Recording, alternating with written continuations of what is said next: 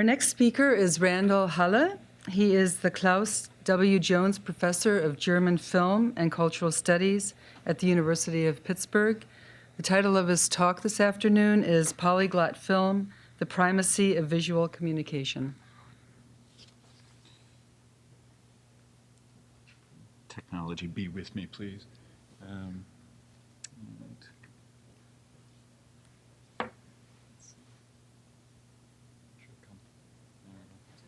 Could you? Yeah. No, it's coming.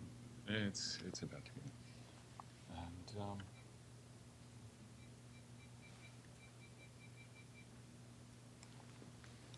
And great. Where's Chantal? David, thank you to both of you. I find myself suddenly burdened, though, with being the last person. I have all the acts to follow, and it has been absolutely fantastic. And so I hope that this takes us into a related. I thought this would be completely extraneous, but it's turning out to not be at all interconnected with everything we've been talking about today. I want to stop for a second. I really want to say thank you, but I'm going to stop for a second and stop letting you look at me talk. And I want you to look at something else talk for a second. And I'm going to show you two clips.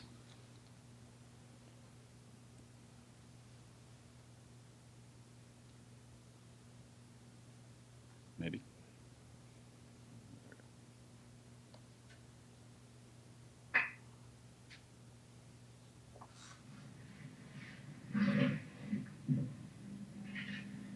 Baby, du weißt doch genau, dass das mit der Heirat nicht von mir abhängt. Du wärst doch schon längst meine Frau, wenn meine Tochter nicht so streng mit mir wäre. Hast du überhaupt mit ihr darüber gesprochen? Was fällt dir ein? Dann werde ich eben mit ihr sprechen. Aber primitiv. Sag mal. Guten Tag. Lilie, ich habe dich doch 1000-mal gebeten, mich nicht immer Mops zu nennen. Warum nicht? Mops steht hier so rein. Aber Lilie. Fräulein Linie, ich freue mich, Sie endlich kennenzulernen. Ihr Vater hat mir so viel von Ihnen erzählt. Umso weniger erzählt er mir leider von Ihnen nicht. Sie kommen mir sehr gelegen, Fräulein Linie. Ich habe gerade vorhin Ihrem Vater gesagt, dass ich Sie gerne unter 4 Augen sprechen Aber will. nein, Das steht Ihrer Verfügung. Papa, du kannst inzwischen ins Konferenzzimmer gehen. Konferenzzimmer? Was, aber Lilie, aber eben da. Bitte. Hier, damit du dich nicht langweilst, Mopsi.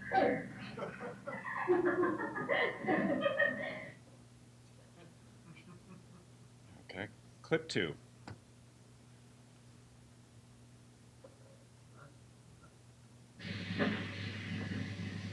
Tu sais que cette question de mariage dépend pas de moi seul, non?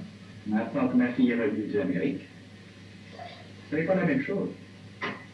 Elle a été élevée là-bas, tu le sais bien, par sa mère qui était américaine. Maintenant, c'est elle qui commande. Enfin, est-ce que tu lui as parlé de nos projets? Raison. Alors c'est moi qui lui en parlerai. Oui. Bonjour, mon gros. Bonjour. Bonjour, mon chéri. Julia, je t'ai prié, je t'ai demandé 1000 fois. Ne m'appelle plus mon gros. Ne t'en crois pas, ça te va si bien. Je te taire. Regarde, Pierre. Mademoiselle Ligne, je suis heureuse de faire votre connaissance. Votre père m'a si souvent parlé de vous.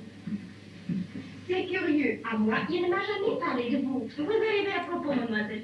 J'étais justement en train de dire à votre père que j'aurais quelque chose à vous confier en particulier. Je vous en prie, madame, je suis à votre disposition. Elle n'a rien dit, absolument rien de ça. Va donc faire un tour dans la bibliothèque. Non, mais- Allez.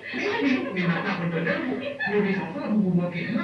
Vous traitez d'une façon tout à fait. Je ne veux pas. Vous faites nuit compagnie. Naturellement. Vous faites de moi tout ce que vous voulez. If you were paying attention, you noticed that the one major difference was that the martini shaker did not have its cap on. I'll talk more about these, what you just saw in a minute, what I'll talk more about that in a minute, what you just saw, or in a couple minutes. I want to introduce, however, first the project that I'm working on, and maybe, there we go.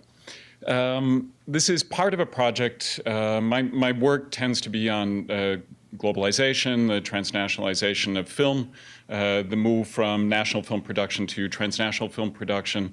I'm working on a project that I'm tentatively entitling Visual Alterity, the recognition, the process of seeing difference, and considering questions of visual language, visual communication. That's what I want to focus on today. In order to do that, I will have 3 parts to the talk. The first, a set of theses. The second, a discussion and with a clip, because I know it's the end of a long time and I want you to have some moving images. A clip from Werner Herzog's 1971 documentary, In the Land of Silence and Darkness, a film about the deafblind that is often not discussed. In fact, actually, I wrote the second analysis of it that exists as far as I know. And it is precisely of interest to me and to perhaps us because it is about the people who are precisely unable to participate in the audiovisual medium. So what intrigues me is that the film tries to think about that rupture between representation and form and engagement and communication. I want to engage that with you for a moment. And then what I would like to do is finally come to think about what I just showed you, something about the apparatus of film production, that is the apparatus of communication, and how we've moved through different stages. So I will be thinking about the emergence of sound film, and then something from the contemporary period, and this curious bit that you just saw. But first, let me just run through some of the theses that are informing this project, and I will read, and there are images there for you to ponder if they mean anything or not.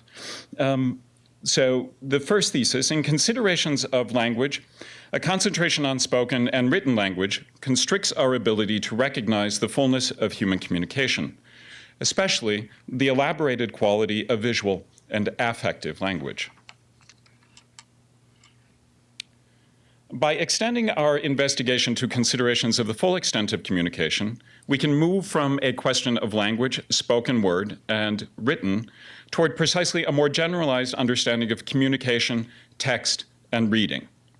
Such a shift in perspective extends and radicalizes the discussions of text and communication that Derrida initiated in signature event context. Language is fundamentally a means of communication. Language is not just a question of the tongue, langue, glosse, dil. Rather, we can understand communication as an apparatus of complex connectivity. The inclusion of visual and affective language in considerations of communication renders clearer the specific limit of vocal and inscriptive communication. Communication is first a matter of being in contact. To communicate is to actually give way to each other, just as a communicating door is the point in which one room gives way to another. Communication is always inherently polyvalent, even in conditions of highly isolated and restrictive political, social, or economic engineering, period. Indeed, the romantic fantasy of an inherent connection between a single language, population, and territory, i.e. nation or folk, was offset by a fascination with the mystery of the polyvalent symbol or glyph. Communication always takes place within a particular medium or apparatus. Written or symbolic languages are one of multiple technologies within the apparatus of communication. Rather than question how spoken language communicates, we can consider how language operates within an apparatus of communication. If polyvalency is a constant of communication, nevertheless, political, social, and economic concerns shape the apparatus of communication. Focusing then specifically on the question of visual language, this can help us render better the contours of the apparatus of communication. I would suggest there is no natural communication, but I want to insist that there is no natural seeing that is distinct from technology. Glasses, blinders, filters, microscopes, inks and paints, telescopes, windows and curtains, television, moving image recordings are all ways in which the perspective of seeing is shifted, changed, transformed, extended, inframed, limited, and enhanced. These devices and apparatuses of human innovation are not counter to natural seeing. They are fundamental to the perspective of sight in any particular place and time. Seeing is always seeing through a particular apparatus. Sight is the entire apparatus that allows for the seeing of the world. The apparatus of sight is different in every given moment. The sight of the ancient Egyptians and classical Greeks took place in an apparatus distinct from that of the great astrologers of the subcontinent and the Renaissance Florentine. The sight of that part of the world with access to the web is different from that part of the world without access. And finally, certain technologies define the apparatus of sight in given eras. For over 100 years, cinema and the moving image have been the avant-garde technology of sight. Cinema transformed the human potential for expression in visual language. What writing was to spoken language, film was to written language. Pre-cinematic moving images, such as shadow puppetry and light projections, developed the basic tools of visual storytelling. Film and cinema transformed visual language into an easily transportable and reproducible text. Silent film offered the foundation for a universal system of visual language that transcends spoken and written language. So for a little bit, I'd like to dwell on those last 2 points. And recall that theory, before it took on the more current meaning as a set of principles or methodology in the sciences and the arts, was much more directly related to visuality. It still contains a denotation of conception or mental scheme. Theory derives from Greek and Latin theoria, where the notion of speculation included contemplation and a, quote, looking at things. The Greek verb theorein, from which theoria stems, meant to consider, speculate, look at, and broke down further into the parts theia, a view, and horon, to see. To theorize thus stems from an act of seeing, looking, observing, or even spectating. It is perhaps banal to observe that the Greeks did not have access to film, the ancient Greeks. However, the relationship of philosophy to the Greek stage is well known. I recall this point here to underscore the connection between knowledge and ways of seeing. Following Nietzsche, we understand the specific geometry of spectating defined by a theater was not just any theia, horon. Rather, it was the site of a birth of a new way of knowing. It was not a matter of theater and philosophy, but rather theater as philosophy. But then we must appreciate, with the advent of film, our way of knowing changed fundamentally. Film, as invitation to an act of viewing, cinema, as a site of sustained spectating, is not simply a special case of human activity, play, or entertainment that can be approached philosophically. Rather, cinema, as an outgrowth of modern industrial production, and the cinematic as the site of ongoing transformations deriving from our technological developments, instantiates modern epistemology.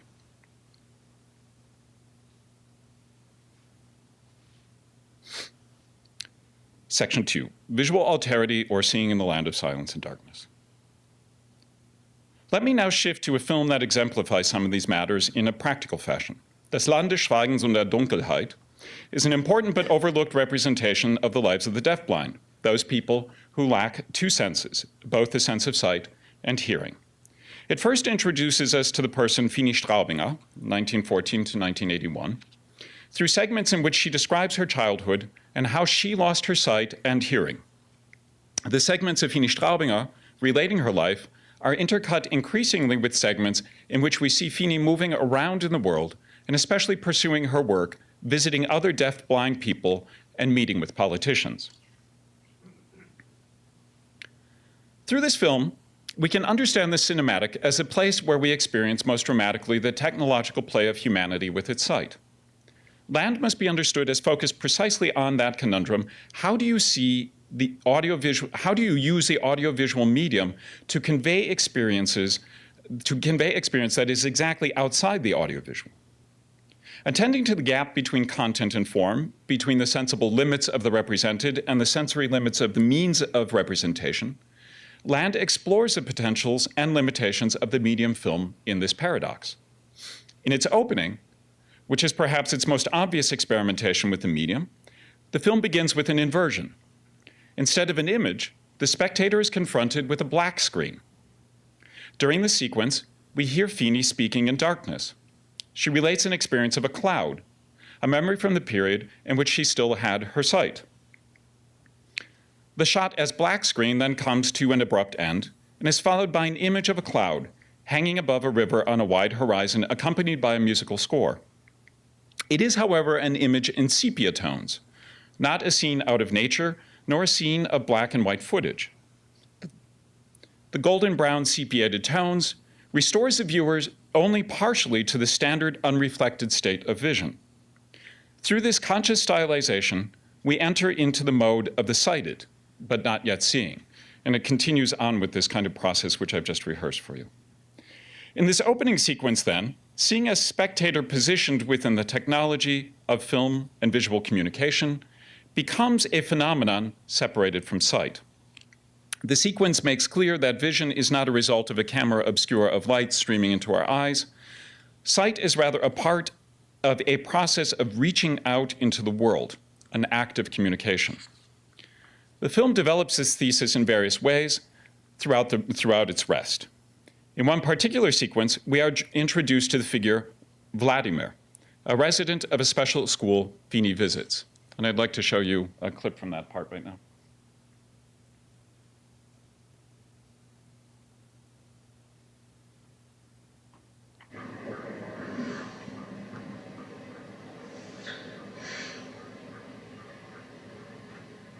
Vladimir Korkol ist 22 Jahre alt und wurde taubblind geboren.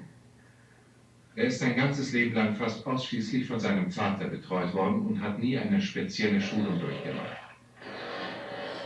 Seine Bedürfnisse sind nie gezielt eingesetzt worden, um dadurch sein Lernen anzuregen. Man hat nie den Versuch gemacht, seinen Verstand zu wecken. Wladimir hat nie richtig laufen gelernt und er nimmt fast nur weiche Nahrung an, die er mit der Zunge am Gaumen zerdrückt.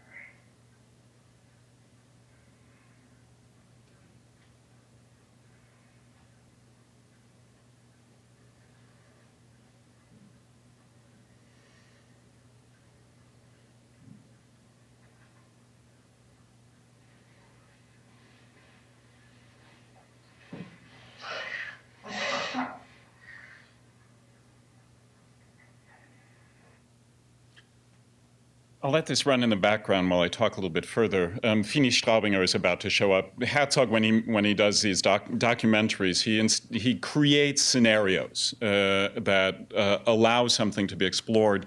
Gertrud Koch found this sequence particularly objectionable as a sequence that, there's Fini, found this sequence particularly objectionable as an act of a certain kind of voyeurism, spectatorial voyeurism.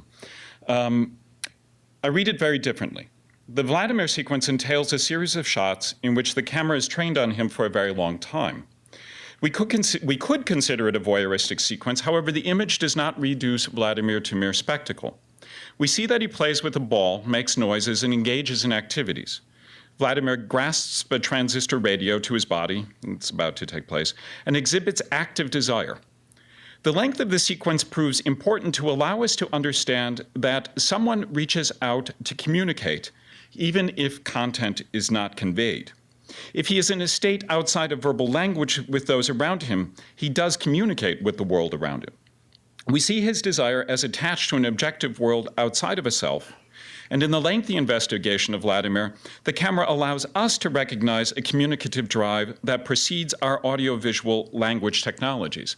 And one of the things I find very interesting is that the length of the sequence actually creates a moment for the spectator in which the spectator can start to experience the spectator's own desire to reach out and to question how to communicate. And so when Fini shows up and actually starts showing us how communication is possible in this sequence, how the opening up of communication is possible, becomes a certain kind of relief, revelatory relief to the spectator at that particular moment. So I will stop this.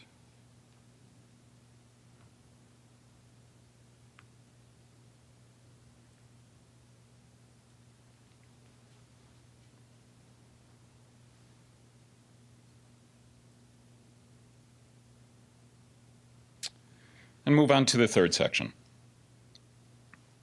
There's rather big cuts here, I'm sorry. Film production between market and language politics. If we can see Herzog's film as an artful deployment of the technology of film and the apparatus of seeing, I would like to shift my considerations again now and take up a more direct consideration of the apparatus in conjunction with the opening suggestions about political, social, and economic organization. Recall that the history of film began roughly in 1895 with fairly contemporaneous screenings in Berlin and then Paris. In this period of early cinema, before sound, film followed primarily market logics. The new technology proved enchanting and offered a novel visual language of cinema. And I would suggest that actually one of the things that's interesting is we talk about, as Tom Gunning has described famously, a cinema of attractions. But what's interesting is that the cinema of attractions was a cinema in which everything was attractive, everything was exotic, so that there was a bringing of the world to the cinematic stage, not only that which was far away, but even the filming of a burning building down the street suddenly became something that was attractive, something that was made into a new way of viewing that which is on the screen, both far and near, was brought present to the spectator in a new way. And I think this phrase, cinema of attractions, is very important for us to consider in the way that the visual works.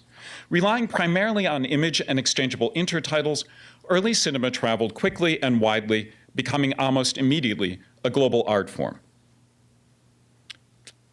This horrible nation state that we've been talking about. But the end of World War I, however, marks a sudden caesura in the history of film. We could describe a region running down from Poland to the Turkish Republic, in which entertainment and the apparatus of culture, once part of imperial flows, are exposed to similar structures of nationalization, industrialization, and standardization. After 1918, we can talk about Polish, Turkish, Hungarian, Czech, and Slovak cinemas in a form we could not discuss previously. However, and this is what's of interest to me here, it was still the case that the fluid market quality of silent film continued to function. With the advent of sound, things changed yet again. The advent of sound created a strong fetter attaching film first to a linguistic market and to a national language politics. And remember that that silent film always had sound and was always noisy and loud and had music and everything associated with it. But the attaching of a soundtrack begins in about 1928, 1929. By 1930, we really have the advent of the sound era. And if you haven't seen The Artist, please see The Artist. Bound to language in new ways. Once global suppliers of moving images, MGM, Pathé, or UFA, suddenly confront producing films oriented first to an English, French, German, or Turkish-speaking audience. Studios thus develop various strategies of responding to this fetter on market circulation brought about by the new technology. Best known of the methods is, of course, the use of subtitles, a basic extension of the intertitle of silent film into the frame of the moving image. In this way, visual language becomes subordinated to the spoken word. The introduction of sound film was the end in the apparatus of visual communication to an ease of transport and the beginning of a need to translate. Although now standard, this binding of the visual to the spoken and written word is only one form of possibility. Along with subtitles and synchronization, we can recall a rather forgotten strategy from the period, the multiple language version film, MLVF. The heyday of the MLVF was in the years between 1929 and 1935, when some 500 films being made, with some 500 films being made for the European market alone. Concretely, the MLVF was a second film shot simultaneously with sometimes the same cast. And so what you saw at the beginning is exactly an example of one of those multi-language version films. Studios experimented with different strategies of translation, filming with 2 or more casts on the same set. Paramount Studios set up a studio in French Joinville. That was a picture of the studio right before. And in that studio, there were actually 6 ateliers where French, German, Hungarian, Portuguese, and Spanish versions were filmed by day, and Italian, Polish, Swedish, and Czech versions by night. So this was a real sort of industrial production of a new kind of language usage in film. The MLVF project comes ostensibly to an end, not because of the failure of the strategy, but greatly because it was expensive.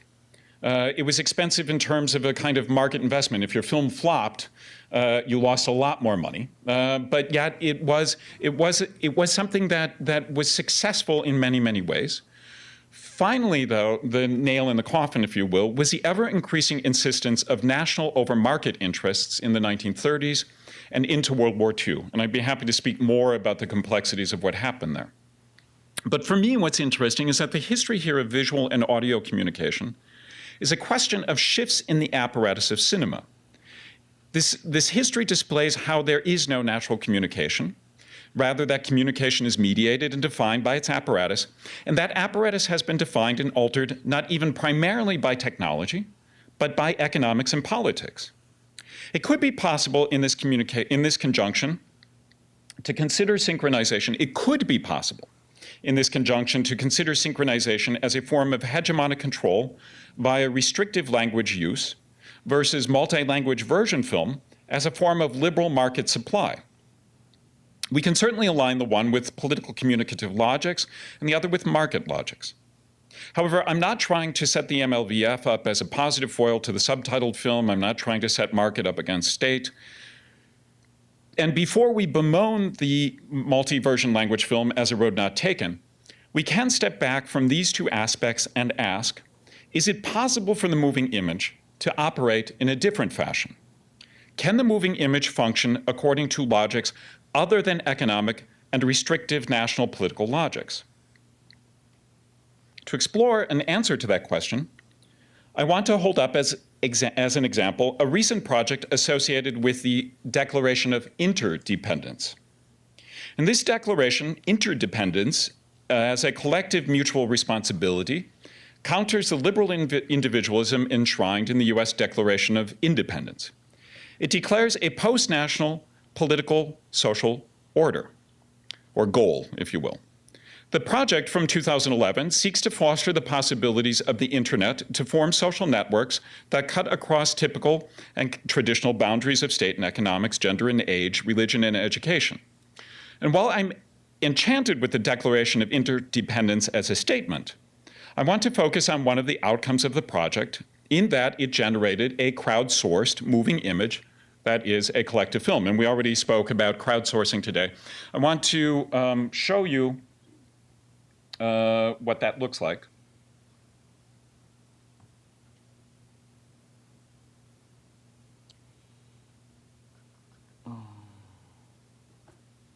Sorry.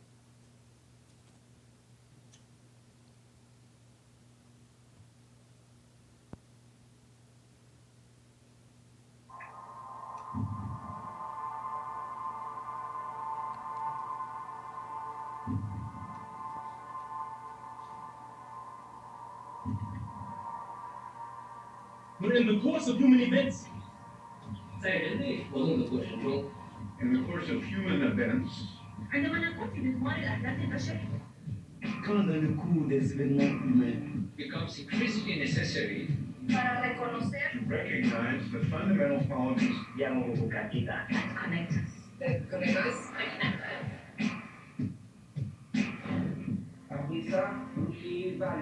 the truths we hold To be self-evident. Alors nous devons réévaluer les vérités que nous prenons pour acquises.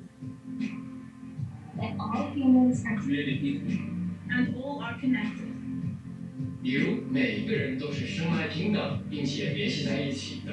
that we share the pursuit of life, La recherche d'une vie meilleure. Liberty, refuge, happiness, variedad, والغذاء, water, agua, shelter, el refugio, seguridad, education, fraternidad, justice, and hopes for a better future. that our collective knowledge, economy, technology, and environment Are fundamentally interdependent. Katakan kita. And what will propel us forward لأن لدينا شجاعة على التقدير. is our curiosity. Curiosité. Rasa ingin tahu kita. Our ability to forgive, kemampuan kita untuk memaafkan. Our ability to appreciate. Our courage. Our courage, Keberanian kita. and our desire to connect.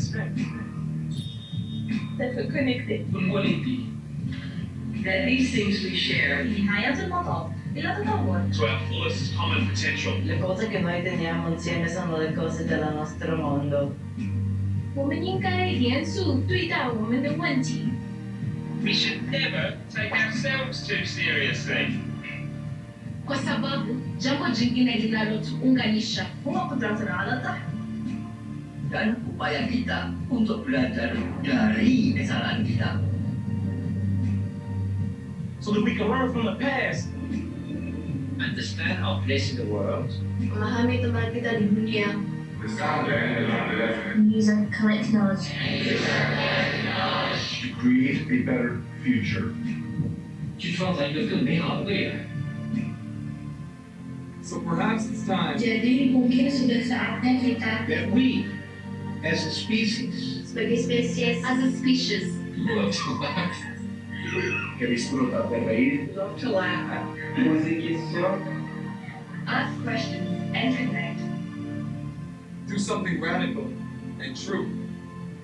For centuries, We have declared Independence. perhaps it's now time That we, as humans, declare our interdependence. Interdependenza. interdependence. Interdependence. interdependence. independent. Interdépendance. Interdependence.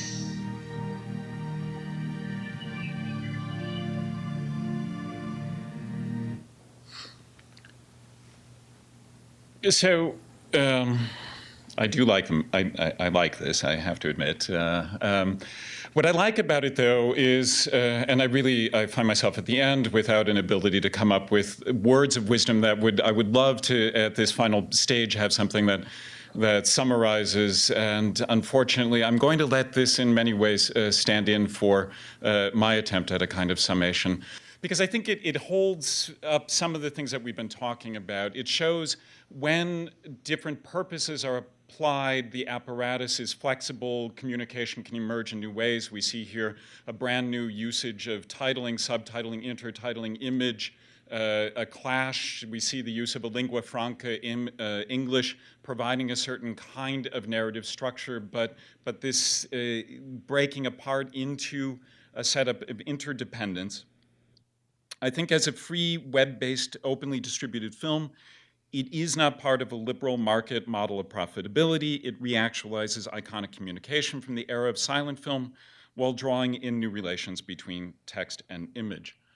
And at the same time, I also want to remind us that this is still also the moment in which the question of visual communication, the question of distance and seeing through drone technology is taking a distinctly different strategy of relationship and lack of interdependence or dependence in very, very different ways. And yeah, I would like to stop at this moment and say thank you.